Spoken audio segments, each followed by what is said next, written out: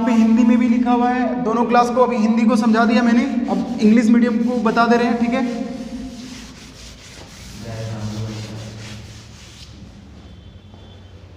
Diagram मिट गया ना, तो ये इंग्लिश का क्वेश्चन यहाँ पे लिखा हुआ है। तो क्लास टेंथ है यहाँ पे, ठीक है। हिंदी मीडियम नहीं, इंग्लिश मीडियम है, ठीक है। इंग्लिश मीडियम को बता रहा हूँ मैं। यहाँ हिंदी में लिखा, जिसको हिंदी में समझना है, इसी क्वेश्चन का हिंदी अर्थ है, यहाँ पे समझ लेना, ठीक है। तुम्हारा क्वेश्चन यहाँ लिखा हुआ है, तो इसको हम लोग करते हैं। इसका डायग्राम मिटा दिया मैंने, बना लेते हैं वापस। क्या यहाँ पे बोला है, एक क्वाड्रिलेटरल बोला था, एक क्वाड्रिलेटरल ड्रॉ कर लेते हैं। मान लो ये अपना क्वाड्रिलेटरल हो गया, ठीक है। कैसा भी कर लो, क्वाड्रिलेटरल बोला है। क्वाड्रिलेटरल कैसा होता है, चतुर्भुज। तो हम कैसा भी बना सकते हैं, बस 4 भुजा होनी चाहिए। क्वाड्रिलेटरल मतलब 4, जिसके पास साइड हो, ठीक है। क्वाड्रिलेटरल किसको बोलते हैं, जिसके पास 4 साइड हो। तो हम 4 साइड वाला कोई भी फिगर बना लेंगे, वो क्या कहलाएगा, क्वाड्रिलेटरल कहलाएगा। अब ध्यान से देखो, क्वाड्रिलेटरल में बाइसेक्टर किसका, बी और सी एंगल का। तब यहाँ पे पहले नाम दे देते हैं, ए बी सी और डी। अब नाम दे दिए, तो देखो किस किस का बाइसेक्टर हमें ड्रॉ करना है, एंगल बी का। तो एंगल बी का बाइसेक्टर, अच्छा एंगल सी का बाइसेक्टर पहले पढ़ लेते हैं। एंगल बी और एंगल सी का बाइसेक्टर इंटरसेक्ट मतलब कट रहा है, ये पढ़ो पूरा। Bisector of angle B and C of quadrilateral A B C intersect each other at point P. मतलब इसका बाइसेक्टर जाके कहाँ कटेगा, पी पे, और सी से भी निकल के बाइसेक्टर कहाँ कटेगा, पी पे। दोनों का बाइसेक्टर पढ़ लो, बाइसेक्टर्स है, बाइसेक्टर्स है ना। तो कोण बी का, एंगल बी का और एंगल सी का बाइसेक्टर्स इंटरसेक्ट करेगा किस पॉइंट पे, पी पॉइंट पे। तो इस पॉइंट का नाम क्या दे देंगे, पी। अब बाइसेक्टर है तो भैया ये और ये क्या होगा, आधा आधा होगा। मतलब अगर ये ए है तो ये भी ए होगा, और अगर ये बी है तो ये भी बी होगा, ठीक है। तो इसको डबल से दिखा देते हैं, क्योंकि मैच नहीं करना चाहिए, क्योंकि ये सिंगल है ना, ठीक है। यहाँ तक हो गया। आगे पढ़ते हैं, क्या बोला है। तो प्रूफ कीजिए, इसके बाद है फुल स्टॉप के बाद है प्रूफ कीजिए कि पी जो है इक्वी डिस्टेंस मतलब बराबर दूरी पे है, किससे किससे, ए बी से और सी डी से। तो ए बी ये रहा, इससे दूरी निकाल लेते हैं पी का। तो दूरी निकालेंगे तो यहाँ से दूरी ऐसे खींचना पड़ेगा परपेंडिकुलर, जो कि इस पर 90 डिग्री होगा, ठीक है। यहाँ से भी दूरी बना लेंगे, तो ये भी तो थोड़ा अच्छे से बना देते हैं, ठीक है। चलो ये दूरी हो गया अपना पी का, और ये दूरी। तो इसको यहाँ पे ए बी से दूरी, यहाँ पे कुछ नाम दे देते हैं एम, और यहाँ पे दे देते हैं एन, ठीक है ना। समझ में आ गया यहाँ तक, क्या नीचे आएगा, लंबवत दूरी होनी चाहिए बस। देखो दूरी जब भी निकालते हैं ना, तो लंबवत होनी चाहिए, परपेंडिकुलर होनी चाहिए, परपेंडिकुलर ऐसे ही बनेगा ना। दूरी हम किसी से भी नापेंगे ना, तो परपेंडिकुलर होना चाहिए, किस पे, बेस पे। अगर तुमको बोला जाए छत का दूरी नापने के लिए, तो तुम इस पे ऐसे नापेगा, तिरछा, कैसे सीधा रखेगा, तो सीधा का मतलब 90 डिग्री, तो 90 डिग्री होना चाहिए, समझ में आया। तो हम पी बिंदु का दूरी नाप रहे हैं। अब तुम दे कैसे रहा ना, मान लो तुमको इस पे खड़ा कर दिया जाए, इसको ऐसे ऐसे, समझ रहा ना, इसको जमीन पे लाके इसको ऐसा कर दें। अब पी चल जाएगा, ऊपर चल जाएगा कि नहीं चल जाएगा। तब हम दूरी नापेंगे तो कैसे नापेंगे, 90 पे नापेंगे। तो इसको फील करो ऐसे ही कि हम इस पे खड़े हैं, और हम देखेंगे ऊपर ना पी को, तो पी कहाँ मिलेगा, सीधा मिलेगा, तो 90 पे होगा। फिर अगर हम इस पे खड़े हो जाएं, सीढ़ी पे, क्योंकि देखो ना हमें 2 जगह खड़ा होना है, ए बी पे और सीढ़ी पे। तो जब हम सीढ़ी पे खड़े होंगे तो यही मिलेगा ना, 90 डिग्री। तो ये तो हमें ये इन दोनों को इनसे, इससे दूरी और इससे जो दूरी है, इससे जो दूरी है ए बी से जो दूरी है, ए बी से दूरी का नाम क्या है, पी एम, और सी डी से जो दूरी है पी एम। इन दोनों को क्या करना है, सिद्ध क्या करना है, सिद्ध करना, बस इक्वी डिस्टेंस सिद्ध करना है, मतलब बराबर सिद्ध करना है। तो यहाँ पे लिख देते हैं प्रूफ में, टू प्रूफ, जल्दी से फटाफट। प्रूफ हमें क्या करना है, नहीं तो तुम फिर से भूल जाओगे। प्रूफ करना है कि पी एम बराबर पी एन, ये हमें प्रूफ करना, ठीक है। अब गिवन लिख लेते हैं यहाँ से देख करके। गिवन तो यहीं से जो लिखा हुआ वही लिख दो। गिवन में क्या लिखा हुआ है, क्वाड्रिलेटरल लिखा हुआ है ABCD, तो ये लिख दो ABCD इज ए क्वाड्रिलेटरल। और क्या लिखा हुआ है, बाइसेक्टर्स किसका, बी और सी का, काम मीट कर रहा है पी पे। तो यहाँ लिख देंगे कि बाइसेक्टर्स ऑफ एंगल बी, जिसका नाम क्या होगा, एंगल बी का बाइसेक्टर का नाम क्या होगा, वो लिख दो। बाइसेक्टर ए हटा दो, बाइसेक्टर ऑफ एंगल बी, उसका नाम बताओ जल्दी से, एंगल बी का बाइसेक्टर, अभी तक तो तुम्हें ये भी नहीं पता चला कि बाइसेक्टर क्या होता है, 10th क्लास में आकर के पता नहीं है। अगर मान लो ये एंगल है ना, तो इसका बाइसेक्टर ये होता है, ये लाइन, इस लाइन का नाम बताना है। तो एंगल बी का बाइसेक्टर कौन है? तो उसका नाम है पीबी। उसी तरह से बाइसेक्टर एंगल सी का, वो उसका नाम क्या है? पीसी। अब भूलना मत कि एंगल का बाइसेक्टर एक लाइन होता है, ठीक है ना।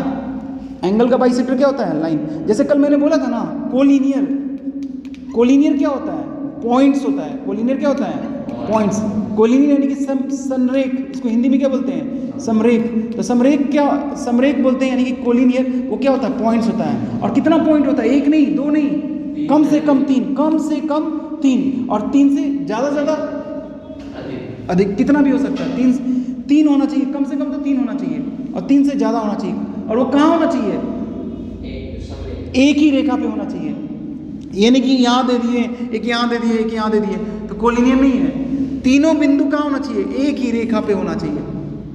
और तीन से अधिक भी हो सकता है, पर तीन से कम नहीं, ठीक है ना। बोले ये तीन से कम क्यों नहीं होगा? तो देखो ना, दो बिंदु तुम कहीं भी मिलाएगा ना, तो वो एक ही रेखा पे होगा।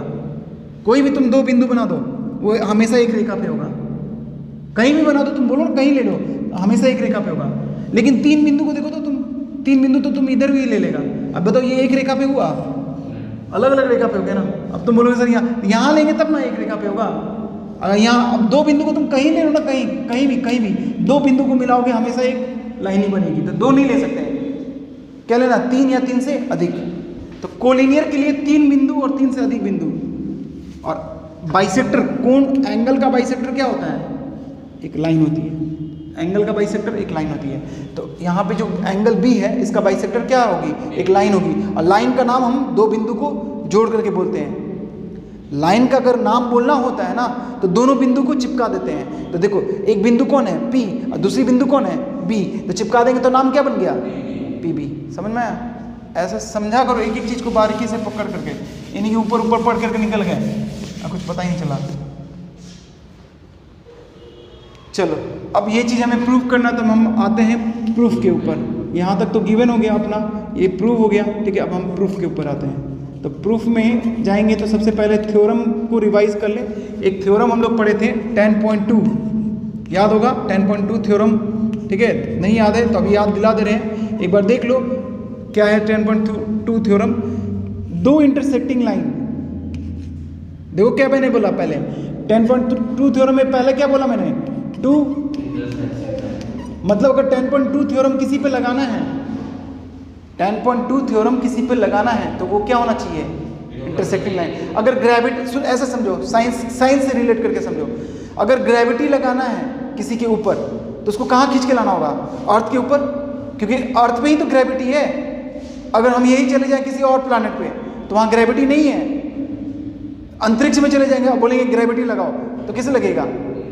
तो ग्रेविटी फोर्स लगाना, ग्रेविटी एक फोर्स है ना, बल है। ग्रेविटी भी क्या है? एक फोर्स है। तो लगाने के लिए उसको कहाँ रखना होगा? अर्थ पे ही रखना होगा ना। अर्थ पे सेंटर पे चल जाओगे ना, अर्थ के सेंटर पे, तो वहाँ पे ग्रेविटी क्या हो जाएगी? जीरो हो जाएगी। अर्थ के सेंटर पे ग्रेविटी क्या होती है? जीरो।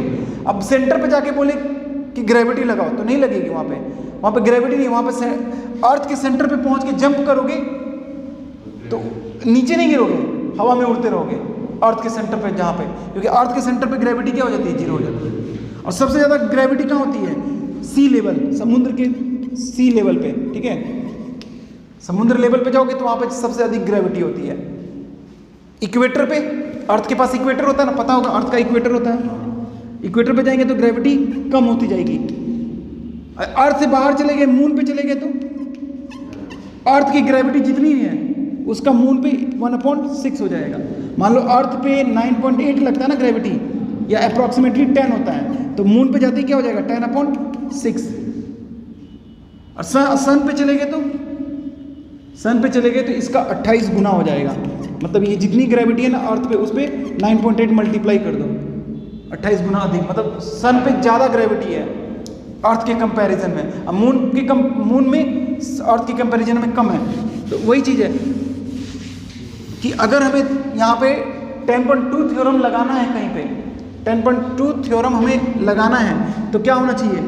2 इंटर सेक्टिंग लाइन होनी चाहिए पहले, 2 इंटरसेक्टिंग लाइंस होनी चाहिए, ठीक है। और दूसरा क्या होना चाहिए, एंगल का बाइसेक्टर होना चाहिए, एंगल बाइसेक्टर होना चाहिए, ठीक है। अब देखो देखते ढूंढते हैं, देखो क्या था उसमें, समझ लो पहले इस थ्योरम के अंदर क्या था, 2 इंटरसेक्टिंग लाइन थी, ठीक है। यहाँ पे एक पॉइंट था, उसका नाम दे दो P। अब इस पॉइंट से हम एक लाइन खींचे ऐसे, इसको क्या बोल रहे थे, इस चैप्टर में हम लोग क्या पढ़ रहे हैं, लोकस। इस चैप्टर इसको क्या बोलेंगे, P पॉइंट का ये क्या हो गया है, ये जो P पॉइंट से ये लाइन जा रही है, ये लाइन, इसको क्या बोलेंगे, लोकस। लोकस यानी कि P इसके ऊपर मूव करेगी, P बिंदु जो है ये इसके ऊपर क्या होगी, चलेगी। अगर इसके P के पैर में रंग लगा दे तो जहाँ जहाँ चलेगी वहाँ वहाँ कलर छपता जाएगा इसका, यानी क्या छपेगा, बिंदु ही छपेगा, एक पॉइंट छपेगा, ऐसे ऐसे पॉइंट छपता जाएगा, ठीक है। तो क्या बोले थे कि ये जो लोकस है, यदि इंटरसेक्टिंग जो लाइन है ये, इसके बीच में यहाँ पे एंगल बन रहा है ना, और ये लोकस है, तो ये लोकस इसको आधा आधा कर दे, मतलब इसको A और A में बांट दें। आधा आधा का मतलब ये A है तो ये भी है, तो तुम लोग A ही हो सकता है, B भी हो सकता है, B तो ये भी B। ऐसा नहीं कि ये A है और ये B हो, मतलब ये 30 है तो ये 40 हो, ऐसा नहीं होना चाहिए। क्या होना चाहिए, 30 है तो 30, 60 है तो 60, ठीक है ना। B है तो B, A है तो A। कौन, ये लाइन लोकस। यहाँ पे बनने वाले एंगल को क्या कर दे, आधा आधा कर दे। तो उस केस में इससे दूरी किससे, ये क्या था, इंटरसेक्टिंग लाइन थी, ये इंटरसेक्टिंग लाइन थी, ये भी इंटरसेक्टिंग लाइन थी, दोनों इंटरसेक्टिंग लाइन है क्योंकि दोनों एक जगह आकर के मीट कर रही है। ये इंटरसेक्टिंग लाइन नहीं है, ये तो बाद में आई, ये लोकस है, और इंटरसेक्टिंग लाइन ये और ये है। तो इससे इसकी दूरी और इससे भी इसकी दूरी, कौन सी दूरी, परपेंडिकुलर दूरी, क्योंकि दूरी हमेशा परपेंडिकुलर होती है, तो क्या होगा, बराबर होगा। मतलब ये 6 का है सेंटीमीटर का, तो ये भी 6 सेंटीमीटर का। देखो दूरी में सेंटीमीटर या मीटर लगता है, और एंगल में क्या लगता है, डिग्री लगता है। तो ये 30 डिग्री का, तो ये भी 30 डिग्री का होना चाहिए। यदि ये 60 का, ऊपर वाला 60 का है, ऊपर वाला, तो नीचे वाला भी 60 का होना चाहिए, तब ये वाला दूरी बराबर होगा। ये हर जगह अप्लाइड है, ठीक है। तो अब इसी को यहाँ पे लगाएंगे। तो ये 2 चीज़ ढूंढना है, 2 इंटरसेक्टिंग लाइन और एंगल बाइसेक्टर, और उस थ्योरम से ये प्रूव हो जाएगा, PM = PN। इस थ्योरम को लगाएंगे तो जो थ्योरम लगा रहे हैं उसको हम यहाँ पे लिख देते हैं। क्या थ्योरम लगा रहे हैं, 10.2 थ्योरम, ठीक है। फ्रॉम लिख देते हैं, फ्रॉम, है ना, से 10.2 थ्योरम से। अब देखो 10.2 थ्योरम से ध्यान से देखो तुम, 2 इंटरसेक्टिंग लाइन क्या है इसमें, खोजो, AB है और BC, ठीक है। तो यहाँ लिखेंगे AB and BC are 2 intersecting line, ठीक है। ये दोनों इंटरसेक्टिंग लाइंस है। अब चलो ये क्या मिल गया, ये फर्स्ट वाला मिल गया, पहला शर्त पूरा हुआ। दूसरा शर्त क्या है, एंगल बाइसेक्टर भी मिलना चाहिए। तो देखो, और वो एंगल बाइसेक्टर किसके बीच का, इन दोनों लाइन के बीच का, ये 2 लाइन है ना, AB और BC, इसके बीच में जो एंगल है उसका। तो बताओ इसके बीच में जो एंगल है, इन दोनों के बीच में एंगल कौन सा है, AB और BC के बीच में, AB और BC के बीच में एंगल B आ रहा ना, इसका आधा कौन है, बाइसेक्टर। बाइसेक्टर का मतलब आधा, इस एंगल का बाइसेक्टर कौन है, यहाँ लिखा हुआ देखो, एंगल B का बाइसेक्टर कौन है, PB। तो लिखेंगे bisector of angle B = PB। Equals to नहीं है ये, मतलब नाम लिखा है यहाँ पर, डिसिम्प्लाई कर लेना, ये इक्वल नहीं है। ये मतलब कोई पूछेगा ना, एंगल B का बाइसेक्टर का नाम क्या है, PB, और एंगल C के बाइसेक्टर का नाम क्या है, PC। तो चलो ये दोनों शर्त पूरा हुआ।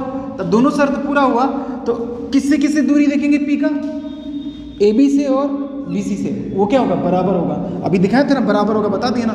तो देखो PM किसके बराबर होगा, यहाँ पे दूरी बना होगा फिगर में, तुम देख लेना, तुम्हारे इस एग्जाम्पल के नीचे जो फिगर है यहाँ पे एक दूरी बना हुआ, इसका नाम क्या है, L, है ना। तो देखो PM जो है वो किसके इक्वल होगा, PL के। ये हो गया अपना फर्स्ट। अब इसी तरह से अप्लाई कर दो दूसरा वाला, मतलब दूसरे साइड पे। तुमने इस साइड में तुमने क्या किया, ये तुम्हारा लेफ्ट है ना, इसको लेफ्ट बोलते हैं, तो तुमने लेफ्ट वाले पे अप्लाई किया। अब इसको राइट वाले पे अप्लाई कर दो। राइट वाला मतलब इस पे और इस पे, तो चलो, है ना। तो अब यहाँ पे क्या ले लेंगे, BC एंड इसको मतलब ये तो मैंने ऐसे लिख दिया, इसको रफ साइड में लिख सकते हो, ये इसमें नहीं है, इस सॉल्यूशन का पार्ट नहीं है ये, ठीक है, समझाने के लिए लिखा है। BC and CD are two intersecting lines. अब ये पहला शर्त पूरा हुआ, 2 इंटरसेक्टिंग लाइन। अब एंगल बाइसेक्टर खोजो इसका, मतलब एंगल कौन सा है, इनके बीच वाला, ये नहीं कि तुम देख ये रहे हो और एंगल इसका लिख रहे हो, गलत हो जाएगा, इसके बीच वाला एंगल। तो C का बाइसेक्टर देखो, ये बचा यही ना, तो क्या लिखेंगे, bisector of angle C PC, है ना। अब ये मिल के दोनों सर, तब क्या लिखेंगे, तो थ्योरम तो ये लिखने का जरूरत ही नहीं है, क्योंकि एक बार लिख दिया ना यहाँ पे तो समझ में आ जाएगा कि हाँ इसी से हो रहा है। तो इस थ्योरम में हम लोग पढ़े थे कि ये 2 शर्त पूरा होगा तो ये दूरी और ये दूरी, इंटरसेक्टिंग लाइन से दूरी, इंटरसेक्टिंग लाइन से ये दूरी और ये दूरी बराबर होगी। तो PL जो है, PL वो किसके बराबर होगा, PN के। तो ये अपना इक्वेशन नंबर 2 हो गया। अब 2 इक्वेशन मिल गया है ना, अब दोनों को लिखो यहाँ पे, from equation number 1 and equation number 2। अब तुम ध्यान से देखो, इक्वेशन नंबर 1 में क्या दिख रहा है, PM किसके बराबर दिख रहा है, और फिर PL किसके बराबर दिख रहा है, तो PL की जगह पे क्या रख देंगे, PN। तो यहाँ पे रख दो, तो इस तरह से क्या आ जाएगा, PM बराबर PN, ये इक्वल हो जाएगा। देखो ये चीज़ प्रूफ करना था यहाँ पे, ये हो गया HP। बैठ गया होगा ना अब तो दिमाग में अच्छे से। चलो आज का क्लास ख़त्म।